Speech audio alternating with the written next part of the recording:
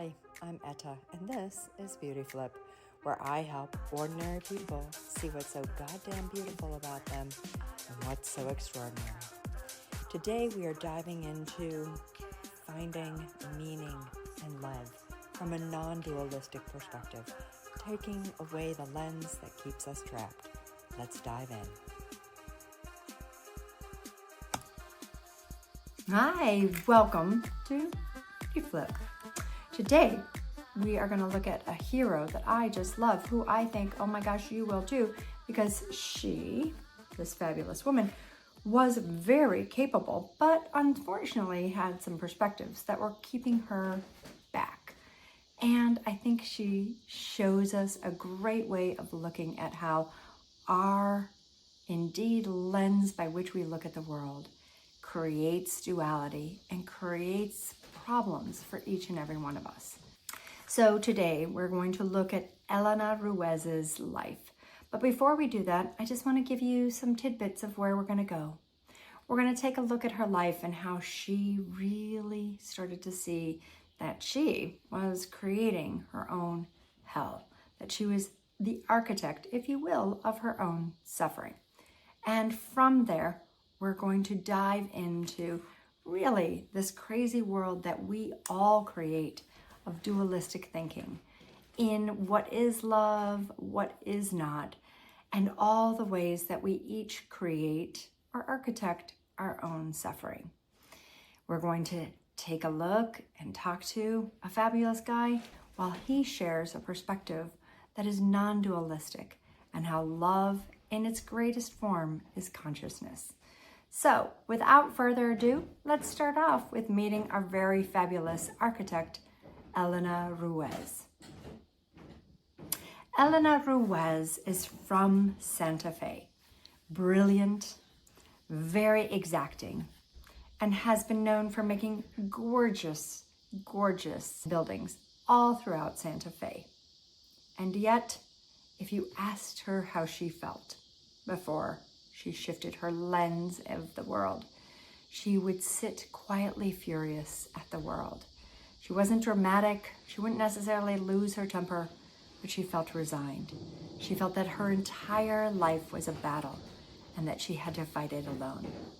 Often she felt that people in her practice were incompetent, they were unreliable, that the projects that she had to do were always something she had to carry and she could not count on the people around her, and that always at some point she would be disappointed.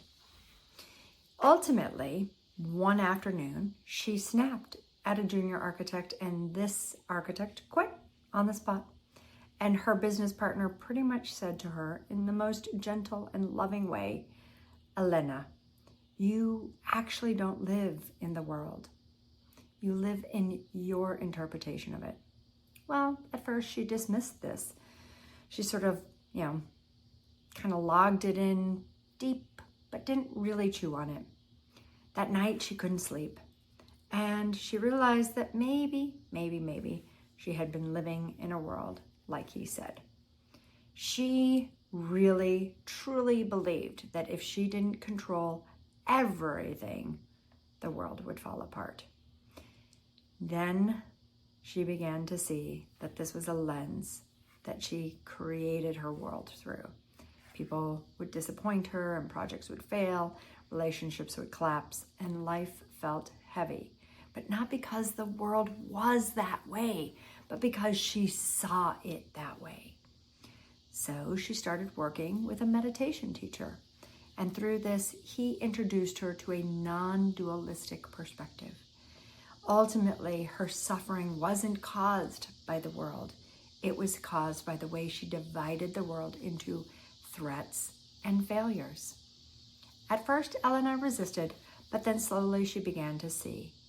And she started to see that she potentially did see feedback as an attack or mistakes as betrayal, and uncertainty as danger, and collaboration was as incompetence. But she also began to see that none of this was true.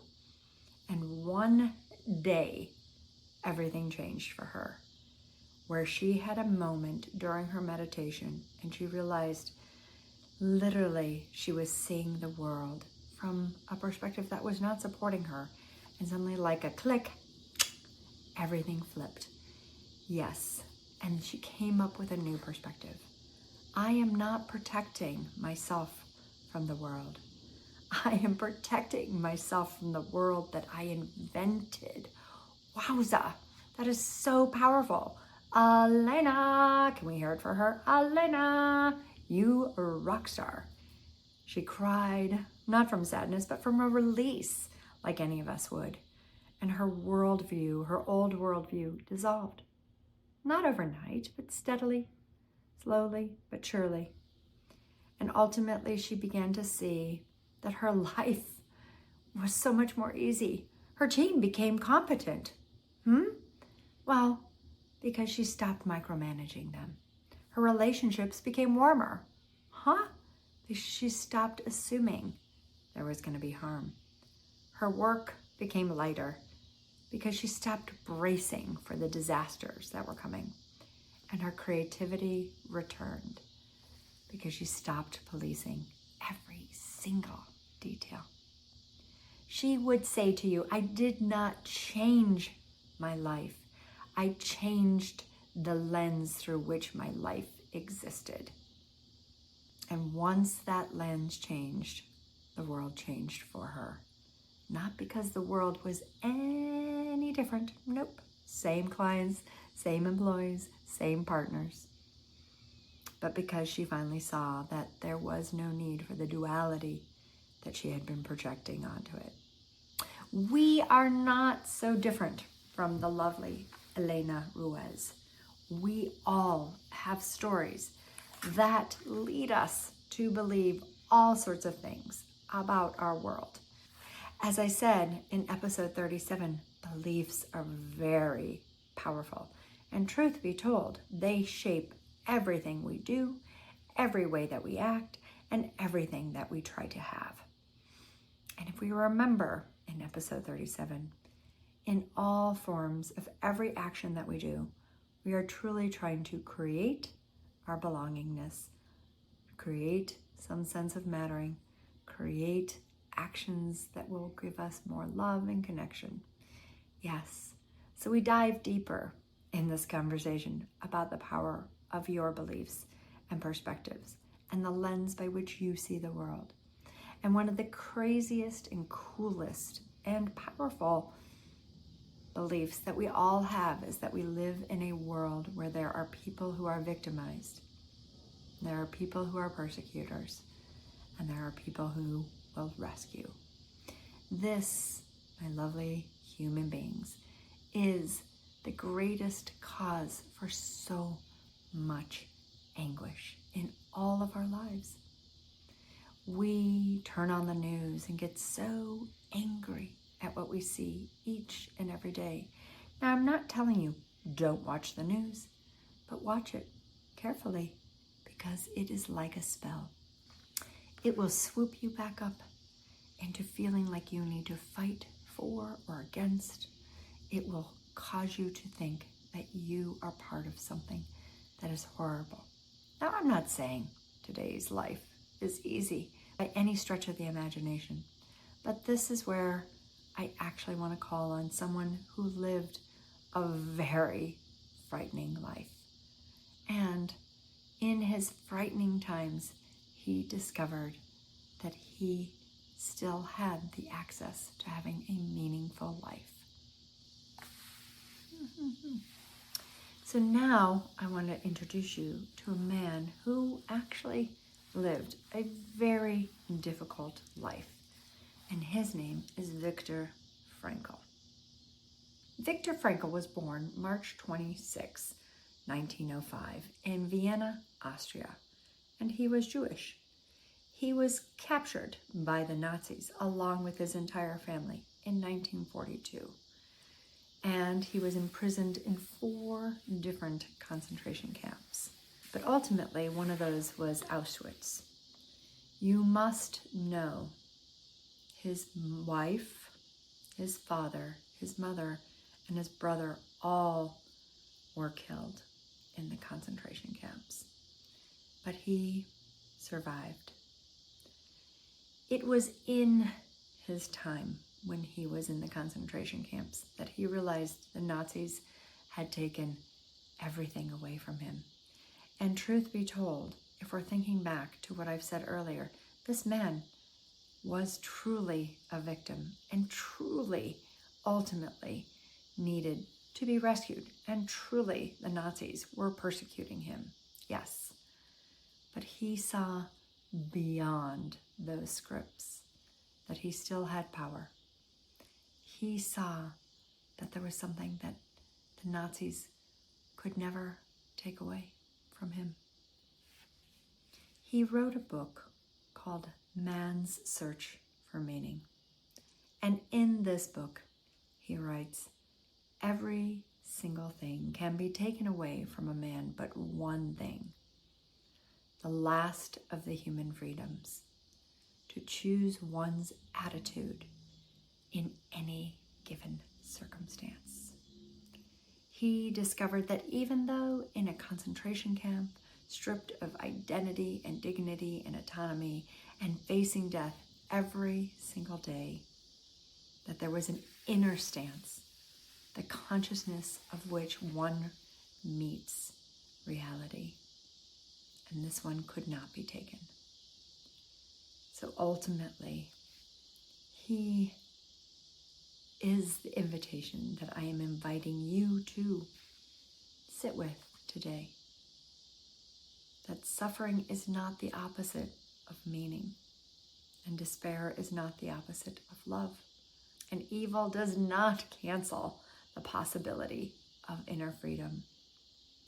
No. Meaning is not created by your circumstances. It is created by consciousness.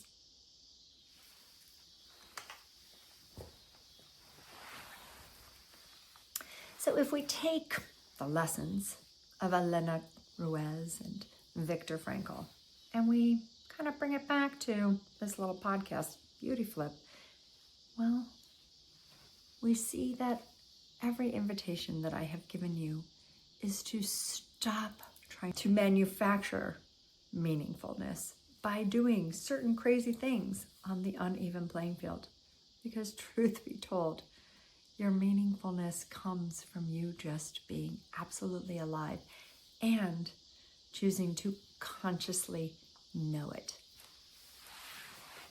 You, my lovely little human beings, can stop doing the mindfuck math, because no matter how much mindfuck math you do, you will always end up in some sort of lose-lose situation like Elena Ruiz. You, like how she shifted her lens, or like Viktor Frankl invites you to do, can let go of all the crazy calculations and choose to live a life of value. How do you do this, Edda? What do you mean? Well, I would say pick a principle. Principles are so powerful because they themselves are non-dualistic. Truth would be one. Integrity, another. Responsibility, a third. Courage, a fourth. Creation, a fifth. Aliveness, a sixth. Choosing to understand and create knowledge, a seventh. These are just some of the myriad of principles. And principles, by their very nature, are non-dualistic. And they guide you to pull further and into what the deeper meaning of your life is by living that principle. Just like Viktor Frankl, just like Elena Ruiz. When we choose to live by truth, it's not my truth or your truth. It suddenly becomes a question of what is the greater truth. When we choose to live by aliveness, we see potentially where we are stepping back and hiding out, and then choose to step in and face our feelings and willingness to perhaps do and choose things that we might have avoided. When we choose responsibility, we choose to openly take on what things need to be done without drama or blaming, with the intent to just resolve and make things happen. And on and on. Any one principle can give you the most powerful, beaming light of clarity, of non-dualistic clarity, of non-dualistic love. Because each and every one of your actions, though sometimes fraught with mistakes or learning or complications or people who potentially are in your way, become a chance to truly discover what it is to be that person in that instant with those people. You, my lovely human being, are so much more vast than any one script that you allow yourself to have. And if you choose to let go just one and to allow yourself to see how you might be the architect of your own suffering, you, like Elena, will suddenly feel freedoms that you have never imagined before. And in those freedoms, some of the deepest and most beautiful healing and love notes that you could ever imagine. So, my lovelies, my lovely, lovely, lovelies, I invite you. I invite you to create meaning in everything. I invite you to create a new way of living your life by following a principle deeply and fully throughout your entire day. And from this, discover what is your world. How do you create all these aspects of love? And why you don't need to go on that uneven playing field. So, I'll see you next week. Bye. Okay, you cutie patooties, I am so happy that we are diving into principles. We are going to take this even further next week, where we look at one principle and how it can make a difference in your life. Until then, have a great, fabulous, flipping of the scripts, beautiful day.